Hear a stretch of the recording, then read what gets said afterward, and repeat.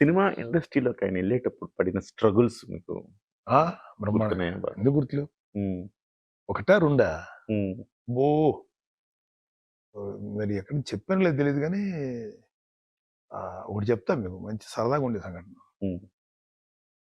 It might be a motivating factor. మరి బయటెక్కడ చెప్పానో లేదో మీకు గుర్తుందో లేదో తెలీదు. ఇది ఆయన చెప్పింది గాదు. ఓకే. ఒక చనిపోయాడు 'పురాణం సూర్య' అని డైరెక్ట్ చేశాడు ఆ అబ్బాయి. హ్మ్. ఒక సినిమాలో యాక్ట్ కూడా చేశాడు. 'పురాణం సూర్య' అంటే తెలుస్తది. ఓకే. అబ్బాయి వాళ్ళ నాన్నగారు 'పూర్ణ పిక్చర్స్' అని ఉండేది. దానికి హ్మ్. మేనేజర్. పక్కింట్లో ఉండేవాడు. అన్నయ్య ఏమో సుధాకర్, అన్నయ్య హరిప్రసాద్ రూమ్‌లో ఉండేవాడు. హ్మ్. ఒకే రూమ్‌లో. పాపం పెద్దావిడ పక్కింటి. ఆహ్, వీళ్ళు అంటే 'పూర్ణ పిక్చర్స్' కదా! కొంచెం వాళ్ళతోటి కొంచెం అంటే ర్యాపో మెయింటైన్ చేద్దామని హరిప్రసాద్, సుధాకర్ ఉంటే అన్నయ్య కూడా వెళ్తుండేవాడు. అన్నయ్య ఎప్పుడు ఎవరిని అడిగేవాడు కాదు. కానీ ఆవిడ చాలా ప్రేమగా మాట్లాడేది. ఆంటీ అని పిలిచేవాళ్ళు. చాలా చక్కగా ఈ కాఫీలు, టీలు ఇప్పుడు టిఫిన్‌లు అయి పెడుతుండేది పాపం. ఆ కుర్రోడు అన్నయ్యకి బాగా అంటే అందరికి బాగా క్లోజ్‌గా ఉండేవాడు. కొంచెం బాగా చిన్నవాడు కానీ మంచి తెలివైనోడు సూర్య. తను చెప్పాడు. అన్నయ్యకి ఎలా ఉండేదంటే చిన్నప్పుడు బాగా మొటియాలుండేవి.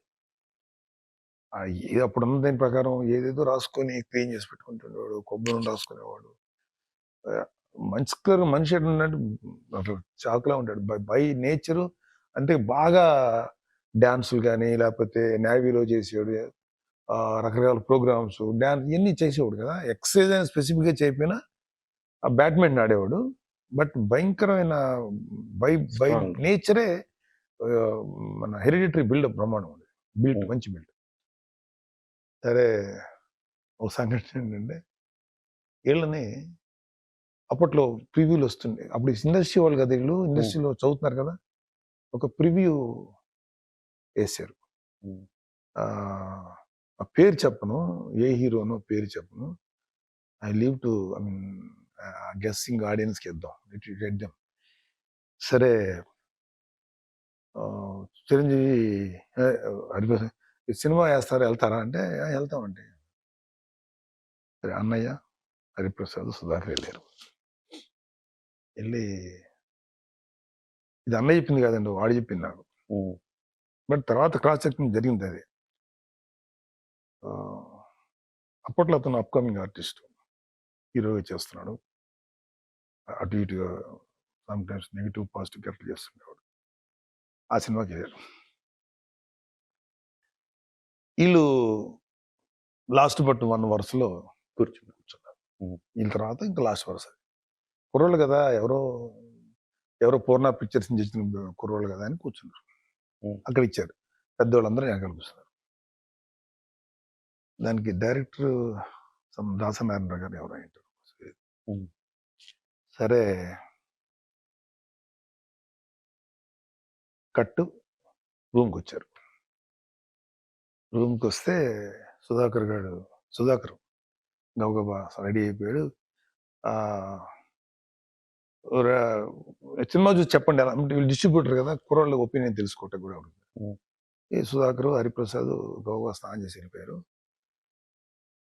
ఆవిడ ఏంటి ప్రసాద్ రాలేదు? ప్రసాద్ అని పిలిచారు. ప్రసాద్ కాదు అప్పటికి చిరంజీవిని పిలిచింది. హ్మ్. అప్పటికి మార్చుకున్న పేరు. చిరంజీవి రాలేదేంటి రమ్మను ఈడెళ్ళాడు. పురాణం చదివి చిన్నవాడు. అంటే ఇంటర్మీడియేట్ టైమ్ డిగ్రీ చదువుతున్న కుర్రాడు అబ్బాయి. ఆహ్, చిరంజీవి అమరమ్మంది కాఫీ టిఫిన్ మేడం. అన్నయ్య ఆడు చెప్పిన వెర్షన్ డైరెక్షన్ ఇచ్చినాడు. అన్నయ్య ప్యాంట్ ఏసుకొని బాడీ ఉండేది షర్ట్ లేకుండా తల ఇట్లా కొబ్బరి నూనెలో పెట్టుకొని మొఖానికి కొంచెం ఏదో రాసుకున్నాడు. మొటియాలుండే మూడీగా ఉన్నాడు. అమరమ్మంది రా అన్నాడు. వస్తాను పద అన్నాడు. కాదు లేట్ అవుతున్నాడు. ఏలా వస్తాను పదా అని చిరాకు పడ్డాడు. సరే. ఏమోనమ్మా చిరంజీవి కొంచెం చిరాకుగా ఉన్నాడు. నెమ్మదిగా షర్ట్ తీసుకొని వెళ్ళి కూర్చున్నాడు. కాఫీ ఇచ్చింది. తాగు. ఏంటి చిరంజీవి ఏమైంది మూడీగా ఉన్నావు? ఏం లేదండి మీరే కదా సినిమాకి వెళ్ళమన్నారు. వెళ్ళాను. వీళ్ళందరూ వచ్చి మేము ముగ్గురం కూర్చున్నాను. మేము లాస్ట్ బట్ వన్ వరుసలో కూర్చున్నాం. అది ముందు వరుసలో కూర్చున్నాం. వీళ్ళు ఆ సినిమా హీరో ఆల్ రావాలి ఇల్ రావాలి అని చెప్పి మమ్మల్ని లేపేసి ముందు వరుసలో అక్కడ ఎక్స్ట్రా కుర్చీలేసి అక్కడ కూర్చోబెట్టారండి. మేము కూర్చున్నావా, మేము రావటం అక్కడ కూర్చున్నావు, నో ప్రాబ్లం. కూర్చున్న వాళ్ళు లేపాడు కదా, చాలా బాధ అనిపించింది. I felt insulted. ఎందుకంటే మన్నయ్య మేమేమి అంటే మా నాన్న మమ్మల్ని ఇదిలో పెంచలేదండి. ఒక మంచి గుడ్ ఫుడ్, మంచి బట్టలు, మంచి చదువు, ఎక్కడ లోటు రెస్పెక్టబుల్ గానే పెంచాడు, సెల్ఫ్ రెస్పెక్ట్ తో పెంచాడు. సో మమ్మల్ని ఎవరన్నా హ్యూమిలేటెడ్ గా తక్కువ చూసినా కోపం వచ్చేది. ఎందుకంటే మేము ఎప్పుడు అలా చూడబడేవాళ్ళం కదా, మేము ఎవరైనా చూసేవాళ్ళం కదా. సో ఆయనకి ఆ మనసు ఇక్కడ హర్ట్ అయిపోయాడు. అంటే అతను లేపేసాడంటే ఆ హీరో వచ్చి, అందుకని కొంచెం బాధ అనిపించింది, చాలా హర్ట్ అయ్యామంటే. ఆడంతే నా చిరంజీవి, ఆడు ఎప్పుడంత హీరో, ఆడు అట్లా ఉంటాడు. సర్లే పడుచుకోకపోవడదా అంటే అహంకారాలతో కొట్టుకున్నారండి అంటే మీకు చెప్తున్నా, గుర్తుపెట్టుకోండి వాళ్ళు. అరే మీకు కూడా I'm going to be the number 1 hero in Telugu industry. ఎవడైతే ఇలా చూసారో వాళ్ళందరికీ తలదన్నేలాగా నేను ఆన్సర్ చెప్తున్నానండి. I will teach them a lesson. I will show what I can. నమ్మరు. ఆ రోజు మాకు ఒక గాడ్ ఫాదర్ లేడు, ఒక బ్యాక్గ్రౌండ్ సపోర్టర్ లేడు, ఎవడు లేడు. Is only confidence. అది చెప్పిన నా గారు అలా చెప్పాడండి చిరంజీవి, నిజంగా వాళ్ళు చూస్తున్నామండి మేము. కసి, దాంట్లో కసిలో అవమానం చూసిన కసి. So guess the hero. I don't want to name them.